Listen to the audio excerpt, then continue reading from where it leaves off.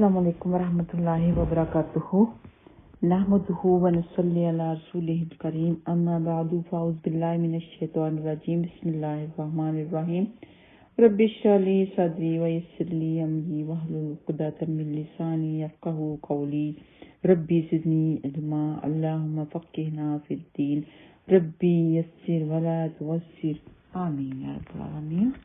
तो रमज़ान मुबारक के आने में कुछ ही दिन बाकी हैं। रमज़ान में बच्चे बड़े छोटे जवान सभी के सभी नमाजी हो जाते हैं माशाल्लाह। हर एक को ज़ौक़ और शौक़ पैदा होता है। तो बच्चों के लिए एक बहुत ही प्यारा सा तोहफा मैं सेंड करने वाली हूँ और वो ये कि नमाज का सही तरीका बता दूँ। जैसे कि नबी पाक सल्लल्लाहु अलैहि वसल्लम ने फरमाया सल्लू कमा रअयतुमूनी सल्ली। तो हर एक के लिए फर्ज है कि वो नबी पाक सल्लल्लाहु अलैहि वसल्लम के मुताबिक की नमाज पढ़े। जैसे कि नबी पाक सल्लल्लाहु अलैहि वसल्लम ने नमाज पढ़ी वैसे ही नमाज पढ़े। तो हम अपने बच्चों को बताएंगे तो बच्चों को नमाज पढ़नी सही तरह से आ जाएगी। नमाज के बारे में सही बुखारी की हदीस नंबर 528, सही मुस्लिम की हदीस नंबर 667 है कि आप सल्लल्लाहु अलैहि वसल्लम ने एक दफा सहाबा कराम से फरमाया, मुझे बताओ कि अगर तुम में से किसी के दरवाजे के आगे से नहर बहती हो और वो उसमें रोजाना 5 बार नहाए तो क्या फिर भी उसके जिस्म पर कुछ मैल कुचैल बाकी रहेगा? सहाबा कराम ने अर्ज की, नहीं। आप सल्लल्लाहु अलैहि वसल्लम ने फरमाया, यही मिसाल 5 नमाजों की है। अल्लाह ताला उनके जरिए से गुनाहों को माफ फरमा देता है। तो ये देखें कितनी बड़ी फजीलत है।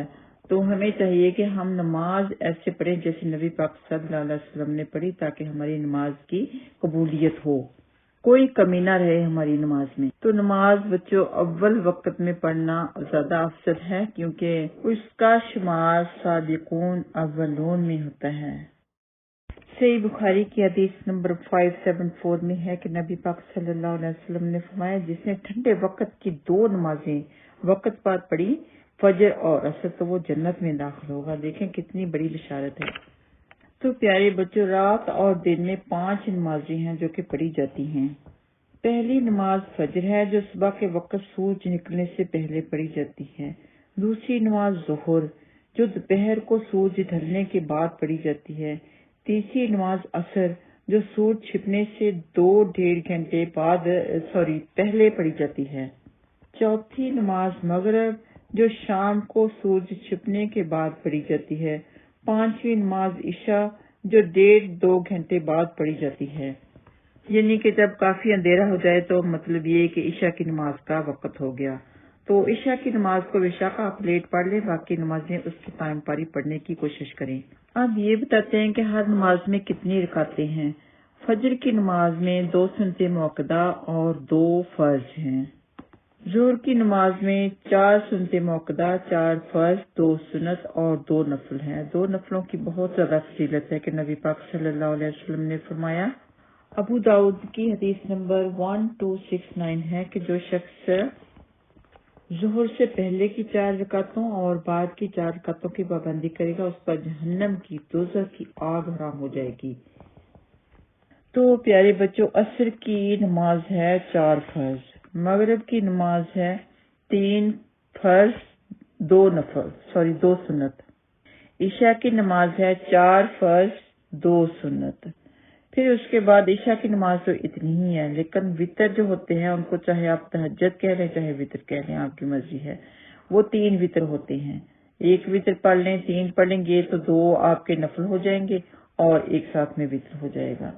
कोशिश करें 3 वितर पढ़ने की, अगर चाहें तो 1 वितर भी पढ़ सकते हैं आप।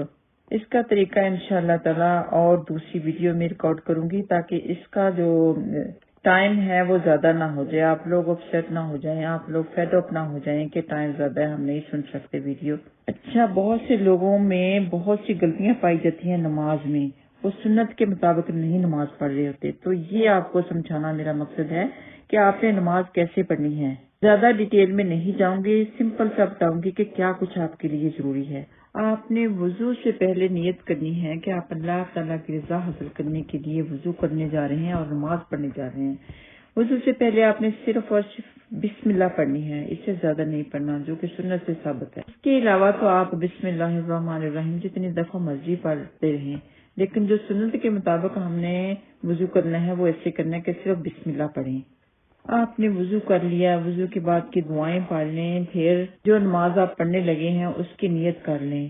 زبان سے کہنا سنت سے ثابت نہیں ہے، صرف دل میں نیت کرنا ہے آپ نے تکبیر تحریمہ یعنی کہ اللہ اکبر کہنا ہے۔ اللہ اکبر کہتے وقت ہاتھوں کو کندھوں تک یا پھر کانوں کی لو تک اٹھائیں اور اس کے بعد اپنے دونوں ہاتھوں کو سینے پر رکھیں۔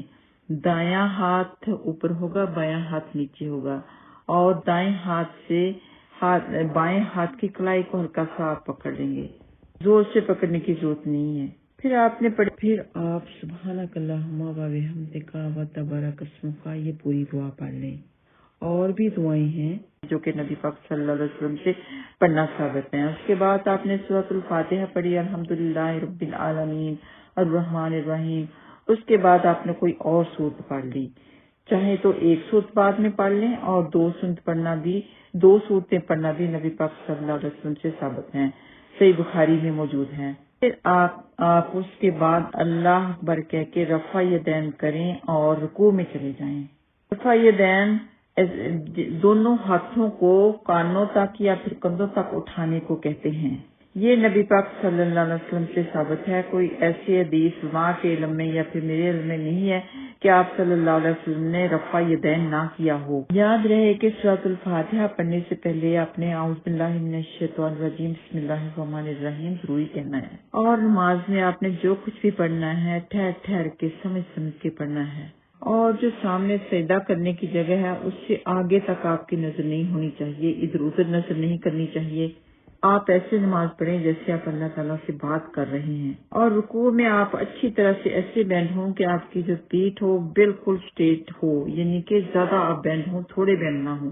پھر رکوع میں آپ نے سبحان ربی العظیم 3 دفعہ یا اس سے بھی زیادہ کہا تو سمی اللہ لمن حمدہ کہہ کر کھڑے ہو گئے۔ پھر بھی کہتے کہتے آپ جب کھڑے ہوں گے تو رفع یدین کریں گے، اچھی طرح مکمل صحیح طرح آپ کھڑے ہو گئے، آپ نے کھڑے ہونے کی دعا پڑھ لی، ربنا ولک الحمد حمدا کثیرا طیبا مبارکا فیہ، تو اس کے بعد آپ سیدھے سجدے میں چلے جائیں۔ سجدے میں جانے کی دعا پڑھیں تو سجدے میں جاتے وقت آپ کے 7 اعضاء کا سجدہ ہونا چاہیے، جیسے کہ نبی پاک صلی اللہ علیہ وسلم نے فرمایا، صحیح بخاری کی حدیث ہے کہ مجھے حکم دیا گیا کہ میں 7 اعضاء کا سجدہ کروں، تو 7 اعضاء آپ کے سجدہ کرتے ہونے چاہیے۔ 7 پارٹس آف باڈی، دونوں پاؤں کو ایسے کھڑے رکھیں کہ اس کی انگلیاں خانہ کعبہ کی طرف ہوں۔ آپ کے چہرے کا تو سجدہ ہو ہی گیا، اب دونوں پاؤں کا سجدہ ہوا، چہرے کا سجدہ ہوا، چہرے کا ناک آپ نے ناک اور ماتھا زمین پر لگا لینا ہے، تو 3 اعضاء کے سجدے تو ہو گئے۔ اب گھٹنوں کا سجدہ ہو گیا، جس کو انگلش میں نی کہا جاتا ہے، 2 گھٹنوں کا سجدہ ہو گیا یعنی کہ 2 نیز کا۔ اس کے بعد 2 ہاتھوں کا سجدہ ہو گیا، اور سجدہ کرتے وقت آپ نے پیٹھ اونچی رکھنی ہے، کونیاں زمین پہ نہیں لگانی، کونیوں کو تھوڑا پھیلا کے تھوڑا وائڈ کر کے رکھنا ہے، لیکن زمین کے ساتھ ان کو نہیں لگانا۔ ہاتھوں کو نہ تو آپ بہت زیادہ پھیلا کے رکھیں اور نہ ہی بہت زیادہ اکڑا کے رکھیں، بس اس کے مطابق ڈھیلے ڈھالے سے رکھیں۔ مین مقصد میرا یہ ویڈیو ریکارڈ کرنے کا بچوں یہی ہے کہ بہت سے لوگ یہ غلطی کر جاتے ہیں کہ سجدہ کرتے وقت 7 اعضاء کا سجدہ نہیں کرتے، تو سجدے سے جب آپ اٹھے 3 دفعہ اس سے زیادہ دفعہ آپ نے سبحان ربی الاعلیٰ کہا، اٹھ کے بیٹھ گئے، تو پھر آپ نے دایاں پاؤں کھڑا رکھنا ہے، یعنی اس کی انگلیاں خانہ کعبہ کی طرف ہوں، یعنی کہ رائٹ فٹ آپ نے کھڑا رکھنا ہے، اور جو لیفٹ فٹ ہے اس کو بچھا دینا ہے، اور لیفٹ فٹ کے اوپر آپ نے اپنی پیٹھ رکھ لینی ہے، اور اس میں آپ اس کو جلسہ استراحت کہتے ہیں۔ تو اس میں آپ نے کیا کرنا ہے کہ رب اغفر لی 2 دفعہ پڑھیں، پھر اگر آپ کو یہ دعا آتی ہے کہ اللہم اغفر لی ورحمنی واجبرنی ورفعنی واہدنی وعافنی وارزقنی، یہ پڑھ لیں، نہیں آتی تو کوئی بات نہیں، بعد میں یاد کر لینا۔ تو اس کے بعد پھر آپ سجدے میں جائیں، وہی پڑھیں جو پہلے سجدے میں پڑھا تھا۔ اس کے بعد آپ نے اسٹریٹ کھڑے نہیں ہونا، تھوڑی دیر کے لیے کچھ سیکنڈ کے لیے بیٹھنا ہے، ایسے بیٹھنا ہے جیسے آپ جلسہ استراحت میں بیٹھے تھے، یعنی کہ 2 سجدوں کے مڈل میں بیٹھے تھے. تو کچھ سیکنڈ بیٹھ کے پھر آپ نے کھڑے ہو جانا ہے. ویسے ہی سب کچھ پڑھنا ہے جو پہلی رکعت میں آپ نے پڑھا. تو رکوع جاتے وقت پھر رفع یدین کرنا ہے، رکوع میں چلے جانا ہے، پھر 2 سجدے کرنے ہیں. تو اس کے بعد آپ نے التحیات للہ والصلوات والطیبات پڑھنی ہے. اور یہ پڑھتے وقت اسی وقت ہی آپ نے باقی انگلیوں کو اکٹھے کر لینا ہے جو کہ آپ کے دائیں ہاتھ کی انگلیاں ہیں. رائٹ ہینڈ کی فنگرز کو آپ نے اکٹھے کر لینا ہے، اور جو ایک انگلی ہے تشہد کی انگلی سے کہتے ہیں اس کو صرف کھڑے رکھنا ہے. تو اس کو پڑھتے پڑھتے کبھی کبھار بیچ میں سے جیسے دعا آئے تو آپ نے اس کو تھوڑی سی حرکت دینی ہے، سامنے تھوڑا سا اٹھا کے نا ایسے حرکت دے کے پھر نیچے رکھ لینا ہے، لیکن اس کو آپ نے اکٹھی نہیں کرنا. سلام پھیرتے تک اس کو ایسے ہی آپ نے رکھنا ہے. تشہد پڑھ کے آپ نے کھڑے ہو جانا ہے، اور کھڑے ہوتے وقت جب کہ آپ اللہ اکبر کہہ کے کھڑے ہوئے تو پھر رفع یدین دوبارہ کر کے آپ نے دونوں ہاتھوں کو باندھنا ہے. پھر وہی سورۃ الفاتحہ، اس کے بعد سورت، پھر رکوع گئے، پھر 2 سجدے کیے، پھر ویسے ہی کھڑے ہو گئے. تو ایسے ہی تیسری رکعت اپنی پوری کریں، چوتھی رکعت بھی ایسے ہی پوری کر لیں. اور جب آپ نے چوتھی رکعت کی تشہد کے لیے بیٹھنا ہے، آپ نے سیدھا پاؤں کھڑا رکھنا ہے، اور جو یعنی کہ رائٹ فٹ کھڑا رکھنا ہے، اس کی انگلیاں خانہ کعبہ کی طرف ہوں، اور جو بایاں فٹ ہے اس کو تھوڑا سا ٹیڑھا کر کے کوشش آپ نے کرنی ہے کہ بائیں پاؤں کو یعنی کہ لیفٹ فٹ کو دائیں پنڈلی کے یعنی کہ رائٹ پنڈلی جو ہے آپ کی جو ٹانگ کے نیچے سے نکال کر کھولے بیٹھنے کی کوشش کریں.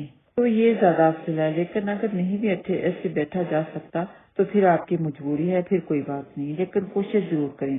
آپ نے تشہد بھی پڑھ لی، درود شریف بھی پڑھ لیا. تو اس کے بعد نبی پاک صلی اللہ علیہ وسلم نے فرمایا کہ سلام پھیرنے سے پہلے 4 چیزوں سے پناہ ضروری مانگو. وہ 4 چیزیں یہ ہیں: اللہم انی اعوذ بک من عذاب القبر ومن عذاب جہنم ومن فتنة المحیا وممات ومن شر فتنة المسیح الدجال.